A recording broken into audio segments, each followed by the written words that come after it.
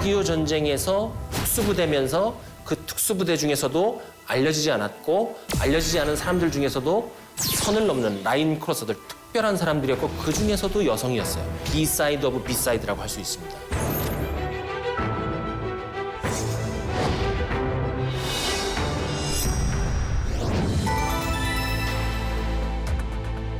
팝이나 가요의 역사를 보면 A사이드가 아닌 의도치 않았던 B사이드에서 히트곡이 나온 경우가 상당수 있어요.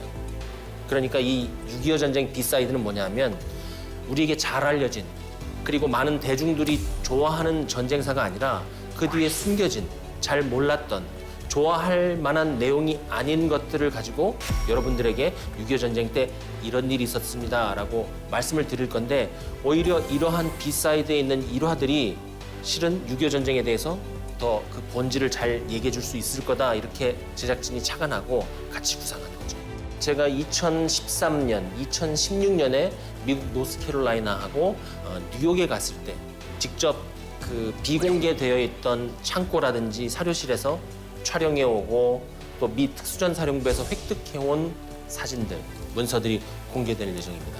여러분들에게 첫 번째로 소개해 드릴 첫 번째 타이틀은요.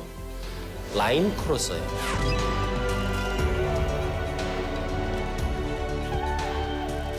이렇게 지상을 통해서 적지역으로 침투하는 적지역과 아군 지역이 만나 있는 이 선을 통해서 침투하는 첩보 요원들을 라인 크로서라고 불렀어요. 라인 크로서는 해방 이전에 중국 지역에서 활동했던 미국 첩보원들 혹은 미국과 같이 활동했던 중국 첩보원들을 호칭하는 이름입니다. 라인 크로서는 뭐냐? 선을 넘는 사람들이란 뜻이잖아요. 이 선을 누가 넘었냐면 6.25 전쟁 당시에 여성 첩보대원이 넘었어요. 이 첩보대원이면 이 부대가 어디냐? 8240 부대 출신입니다. 방금 8240 부대 말씀드렸잖아요. 그러니까 이 8240 부대를 먼저 설명드리는 것이 여러분들의 이해에 도움이 될 것 같아요. 6.25 전쟁 당시에 미군이 북한의 지리와 언어에 익숙한 이북 출신 한국인들을 모집을 했어요. 왜냐하면 북한에서 자료를 수집하려면 그 일대에 대한 정보를 잘 알아야 되잖아요. 비공식적으로 특수임무를 수행할 수 있도록 부대를 구성한 거죠. 이 부대의 공식 명칭이 미 극동군 사령부 예하 육군 제824 부대예요. 이 부대는 그러니까 모체 부대를 쭉 따라서 올라가면 유엔군 소속인 것이고요. 8240 부대는 6.25 전쟁 기간에 이들이 최대 32,000명 정도 운용이 되었다.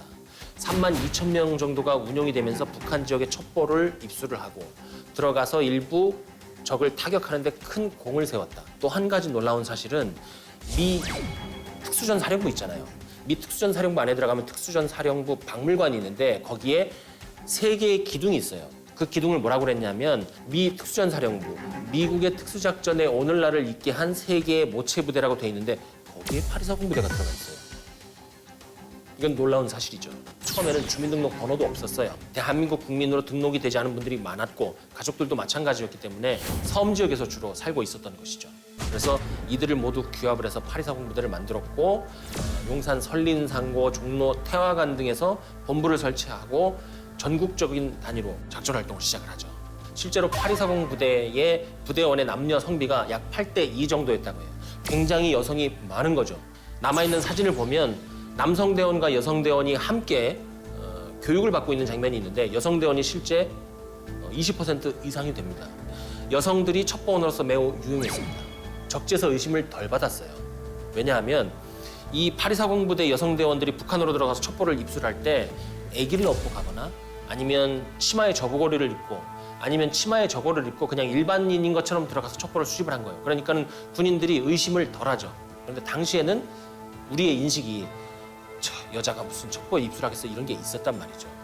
또 혹은 여성 첩보대원들이 남성 대원과 함께 부부로 가장해서 침투한 적도 있었다고 합니다. 그래서 여기 이 사진이 8240 부대 여성 대원들을 찍은 건데 주로 이러한 교육 후에 따로 특수교육을 받았어요.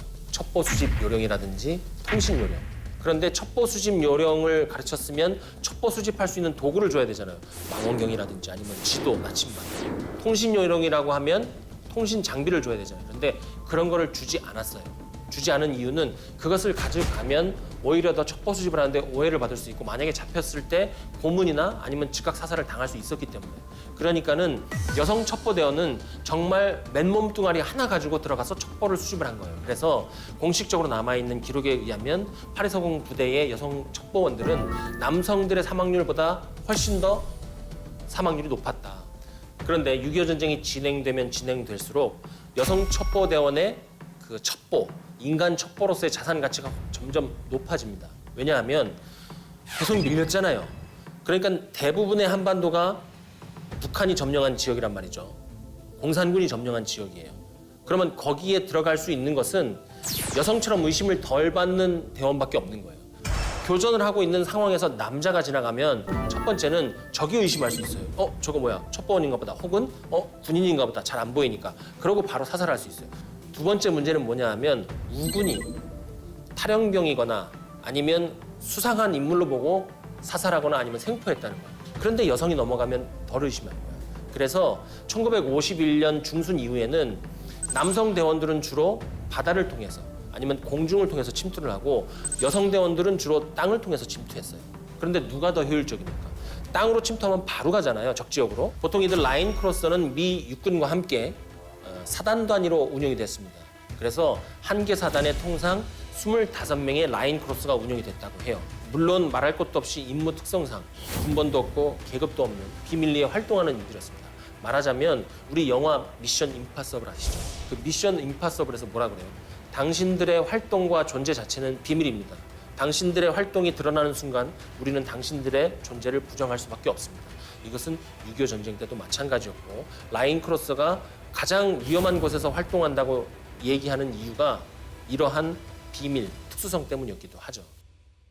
우리가 전쟁할 때 가장 필요한 정보가 뭐예요? 첫 번째는 내 앞에 적이 누구인가? 그 다음은 그 적이 어디로 올 것인가? 그 다음은 후속 중원 부대가 계속해서 돌파구로 들어올 준비를 하고 있는가?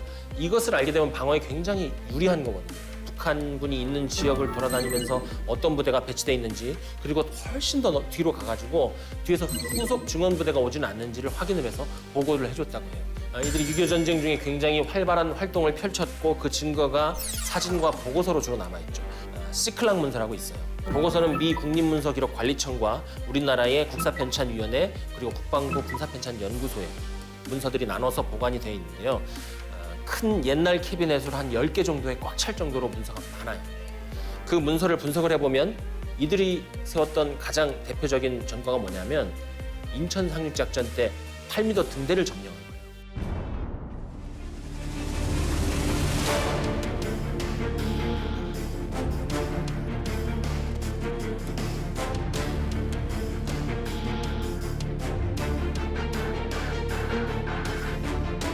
8m 등대 점령 작전 켈러 부대의 작전이 맞아요. 하지만 이 켈러 부대가 나중에 8240 부대로 변모하기 때문에 이것도 8240 부대 작전의 일부로 보는 거죠.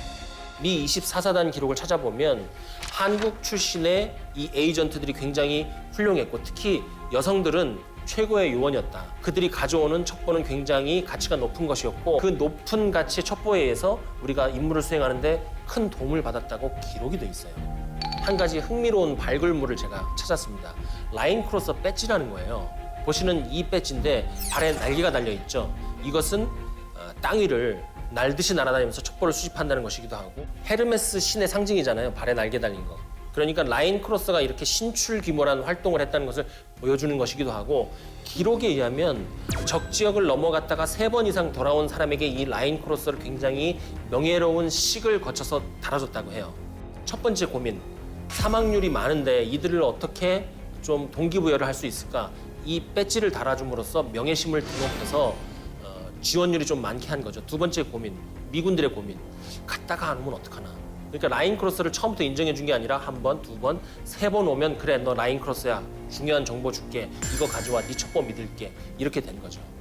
그게 바로 이 라인 크로스 배지입니다. 근데 우리가 한 가지 짚고 넘어갈 것은 이분들이 군번도 계급도 없이 싸웠다고 말씀드렸잖아요. 군번과 계급이 없었기 때문에 전쟁이 끝난 후에 자신들이 어떤 활동을 했고 어떤 작전을 해서 국가에 기여했다. 이것을 증명하는 것이 상당히 어려웠어요. 그래서 90년대 후반부터 지금까지 적극적으로 이분들의 명예, 이분들의 전적을 확인시켜드리고 국가 차원에서 보상, 배상, 감사를 하는 노력을 계속해서 하고 있는데 여전히 다 이분들의 명예가 복원된 것은 아닙니다. 6.25 전쟁 당시 유엔군을 절체절명의 위기에서 구해낼 수 있는 중요한 첩보를 제공하는 임무를 누가 가장 잘 수행할 수 있었겠느냐. 8240 부대 여성 첩보대원이 그 위험한 적지역에 호롤단신 들어가서 첩보를 입수하기에 가장 적합했기 때문에 거기에 들어간 겁니다. 이 얘기는 무슨 얘기냐 하면 우리가 전쟁사 그리고 작전 활동에 디테일하게 들어가면 보다 전문적으로 들어가면 들어갈수록 우리의 인식이 깨면 깨일수록 남성 여성의 구분, 공식 부대 대 8240 부대와 같은 특수부대의 구분이 없어진다는 거죠. 그렇죠. 이게 비사이드에서 얘기를 시작했는데 비사이드에서 히트작이 나온 빌보드 차트에 1위에 올라간 것 같은 그런 것과 같은 거죠. B사이드에서 여성 첩보대원들을 한번 추적을 해봤지만 야 이건 정말 A사이드로 올라갈 만한 탑으로 올라갈 만한 전쟁사의 놀라운 장면이야. 우리가 노리는 게 이런 겁니다. 바로. 지금까지 기록전 B사이드 남보람이었습니다. 감사합니다.